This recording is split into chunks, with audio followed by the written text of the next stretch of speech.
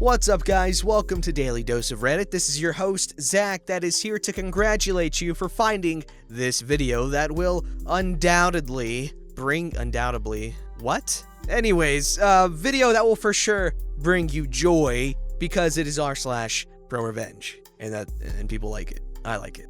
Alright, this story's called AT&T Tries to Screw Me Over $139. I actually screwed them out of $72,000. After my wife and I got married last year, congratulations, we decided that we should both get on the same phone plan. We went down to the AT&T store and met with a rep who told us we'd both be on an unlimited plan for $70 a month, all in, including taxes and fees. I was very specific about getting the all-in price for the service. It seemed like a decent deal, so we signed up. 2 days later, I log into the website and see that there's already a bill for $139. I call up a rep to see what's up, and they tell me that's between the activation fees, taxes, and surcharges. The bill was correct. I told them what the salesperson told me, and they basically told me to pound sand. I promptly told them I wanted to cancel the service and want the $139 waived.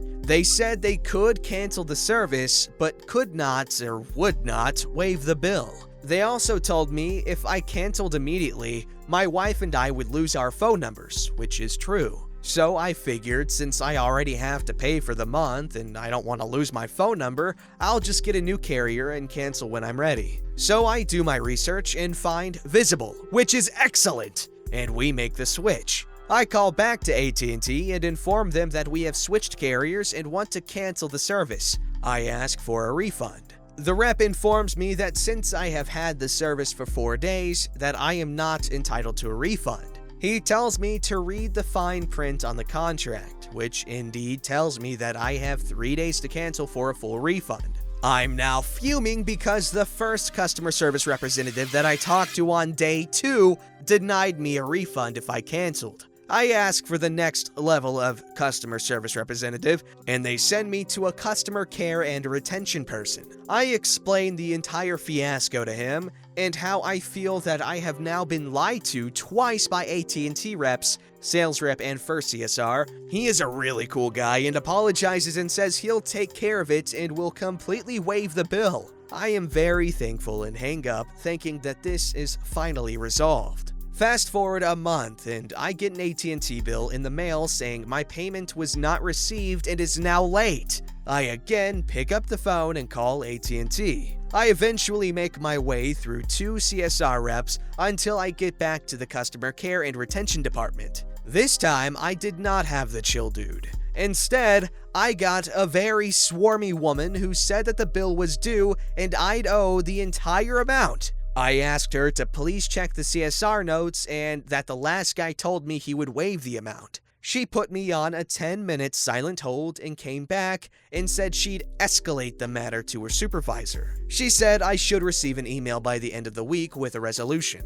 2 weeks go by, no response. I call again. This time I get a very nice lady that is sympathetic. She says she'll waive the bill. She comes back and tells me that she can't do anything because the bill has already been sent to collections. She said not to worry and that she'll send a letter to collections to have them waive the debt. I ask if this will go on my credit report and she says no, that they'll take care of it. 6 months later, I get a letter in the mail from Sequium Asset Solutions out of Georgia trying to collect on the $139. I immediately send them a letter via certified mail demanding that they verify the debt, since it's obviously bad. I hear nothing for 2 months, and then I get an alert that I have a negative mark on my credit. I go in, and sure enough, Sequium has indicated that the amount is in collections. I immediately write letters to all 3 bureaus requesting that they remove the mark. A month goes by, and every single one of the bureaus removed the mark. Thank God. Another 3 months go by, and then I get a letter from Sunrise Credit Services in New York, again trying to collect on the debt. This is truly unbelievable because it appears that Sequium couldn't verify it. So instead of apologizing and waiving the debt, they just sold it off to another collection agency. I send another certified letter to Sunrise demanding verification. I get nothing in reply. So far, they have not attempted to put a mark on my credit. That's where this part of the story ends. Who knows what will happen next? I could file a lawsuit, but the filing fee alone would be more than the amount owed. Here's the thing. I am not cash-strapped. I am blessed enough that I could easily pay the $139 without making a dent in my budget. I have lost 5 times the amount in hours spent on the phone and writing letters. But I am determined to get the mat with AT&T on principle alone. This brings me to the revenge stage. You see, in addition to my day job as an attorney, I am an elected city councilman in my town, and when I was going over our monthly expenses, I noticed that we were paying AT&T close to $6,000 a month for our phones, internet, and TV services. We're a fairly small town, so it was pretty obvious that we were being bent over by these clowns, and that we could save a ton of money by switching. I started working with our city manager and IT director on finding other solutions. We discovered that by switching to various carriers and providers that we could save half. I never would have looked that closely into our telecom expense had AT&T not jerked me around. 2 weeks ago, the resolution to switch was put on our meeting agenda and the council voted to pass it. We decided to completely cut ties with AT&T. Our city is saving a ton of money, getting better service, and with the money that we saved from switching, we were able to hire another part-time animal shelter employee, which we desperately needed. I highly doubt our city would have considered switching if I didn't make such a stink about it. AT&T will end up losing hundreds of thousands of dollars over the coming years because of this. I hope it was worth it, AT&T! Was it worth it, AT&T? You see, I've got a beef with AT&T. I'm gonna stop saying their name so much. But I bought the glorious Galaxy S20 5G, expensive but really good phone. I had the S9 before that and it was not that good, and the S7 Edge was even worse. I hate that phone so much. Anyways, I don't even get 5G access. How stupid is that? Even though all the people are saying, don't get 5G phones yet. It's new and I want it. I don't care. Anyways, AT&T sucks. And this guy did some damage to them. Holy poon. Alright guys, this story's called Tootsie Roll! This happened many moons ago. I can't say it's pro-revenge, but for a 4th grader, it's epic. We had a homeroom in school. The room you started your day in, the one where you kept your stuff, like school supplies and, most importantly, our lunch. So, beginning of the day, we leave everything in the desk, which is where we were told to keep everything. Class ends, I pick up the needed school supplies and book for the next couple of classes, plus PE. A few classes later, we go back to homeroom where we have a class, then we break for lunch period. One day, I went to get my lunch and half of it was gone. Pudding, a few pieces of candy. I told my teacher that someone had stolen part of my lunch. She assured me no one had taken my food. I explained that yes, my food is missing. She still said no one took my food. I couldn't understand why she wasn't comprehending what I was saying. I'm right next to her desk telling her. She said lunch is about to begin and to go sit down before the bell rings. I said I will, but first I need you to understand what I'm saying. Someone has taken my lunch. Again, she said I was mistaken. I said I don't understand why you can't just investigate what happened. Now it's getting real. She said it's lunchtime and I needed to go to the cafeteria.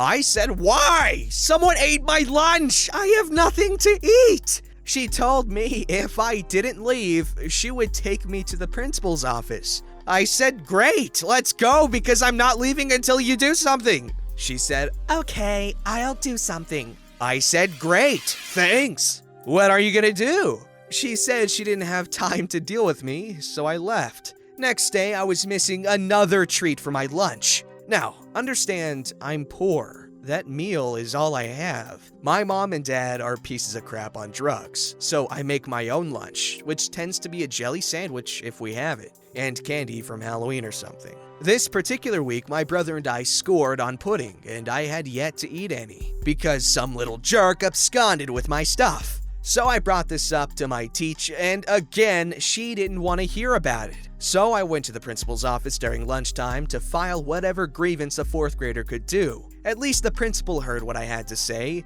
Monday morning came, and my teacher was pissed I went to the principal. She scolds me in front of the other students, saying I'm a tattletale. No one likes a narc. Haha, not cool. I just sat there and said nothing. When I got home, I told my mom and dad. Their solution was for me to take my lunch with me. I did think about that, but I didn't because it was a hassle to carry everything. Plus, to put it in a safe place. One class was PE, physical education. That's just not right, so I didn't. Their idea sucked. My idea was genius. I had a big Tootsie Roll, like the size of an adult's finger. They are so good. I hate to ruin it, but what a great cause. So I took my dad's drill motor, chucked up a large-sized drill, and bored out enough of the Tootsie Roll to load it with 5W transmission fluid. I capped it with the shavings that I bored out, wrapped it back up, and my trap was set.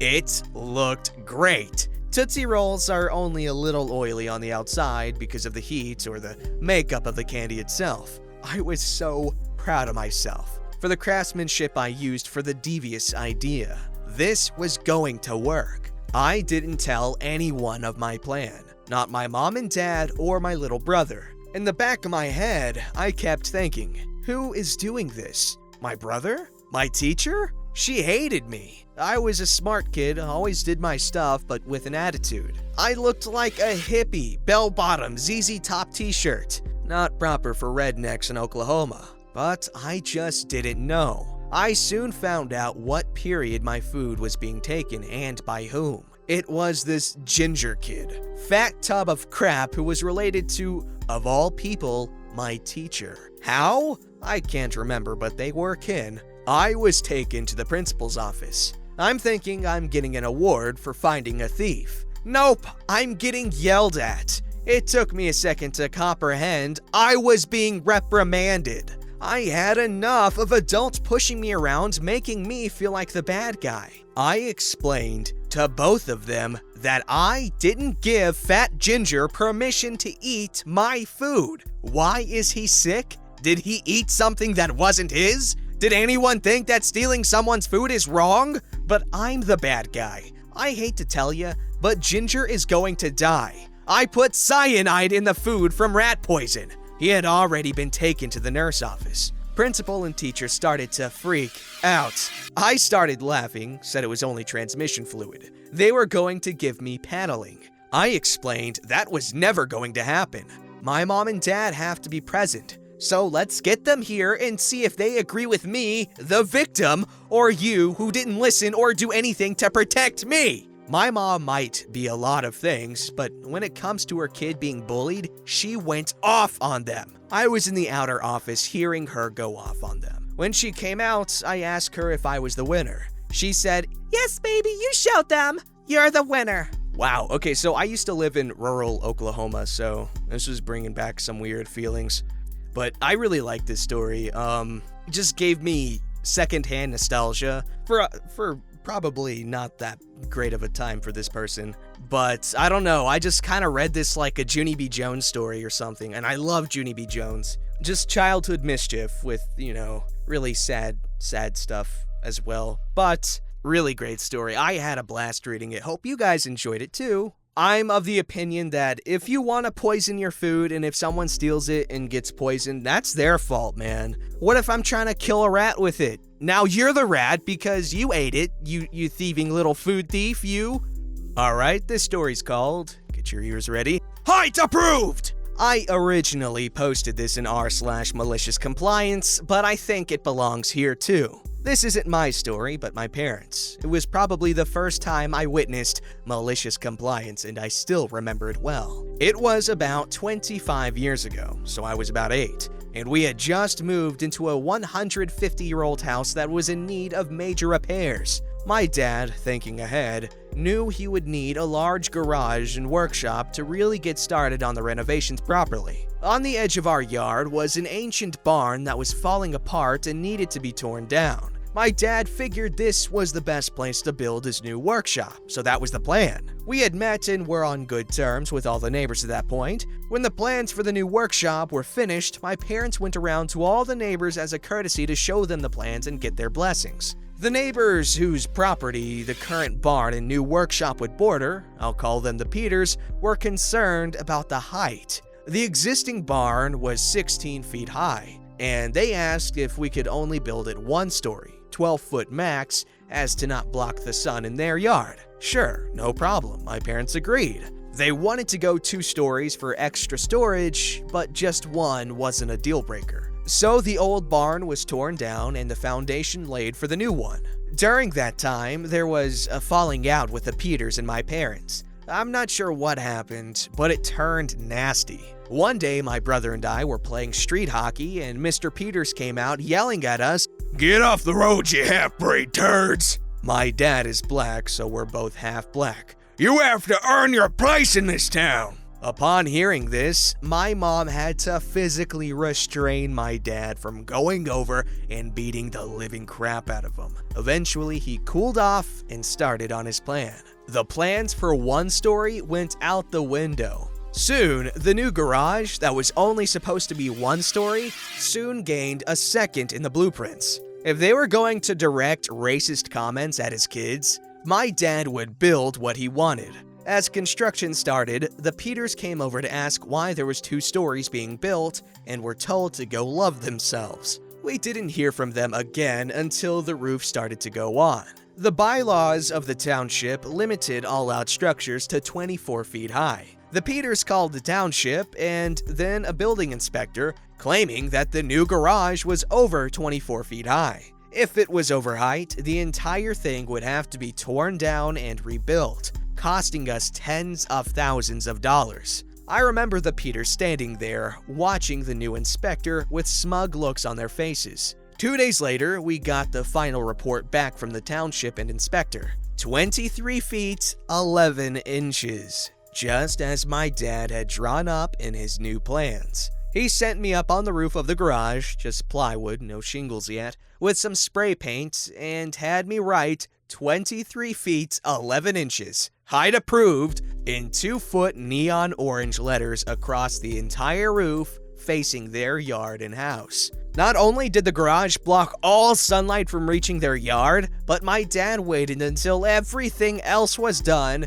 before he shingled that side of the roof. They had to stare at those neon orange letters for almost 3 years. We didn't hear a peep from them for the next 10 years until they moved. Okay, so no matter what happened and who was at fault for the whole falling out thing between those 2 peeps, hell, it could have been like OP's family's fault for whatever the hell happened.